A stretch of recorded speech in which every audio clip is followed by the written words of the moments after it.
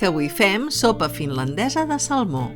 Poses la mantega en una olla, afegeixes el porro i 90 grams de pastanaga tallada petita. Sofregeixes bé aquestes verdures i les retires de l'olla en un pot de batedora de mà.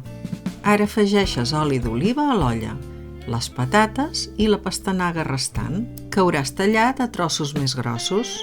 Remenes una mica i afegeixes 2 fulles de llorer, una cullerada de net i unes 20 boletes de pebre negre.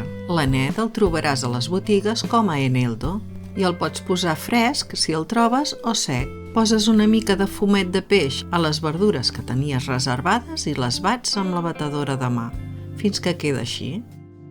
Sofregim una mica més les patates i afegim les verdures que acabem de triturar, que li donaran molt bon sabor i densitat a la sopa. Remenes una estona perquè tot s'integri bé i afegeixes el fumet de peix fins que quedin les patates ben cobertes.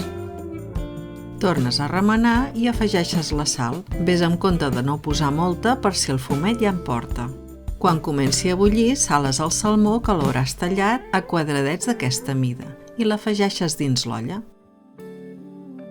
Per últim, afegeixes la nata líquida, ho remenes tot i esperes a que torni a arrencar el bull.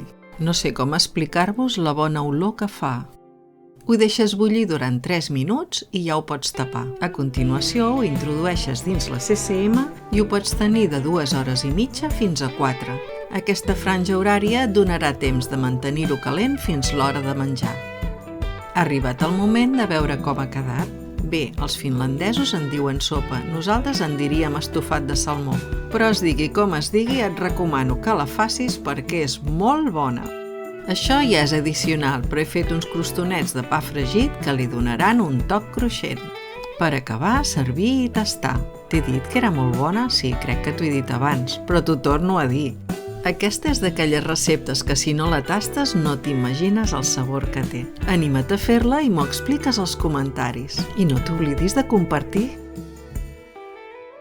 Cuina de consum mínim, cuina sostenible.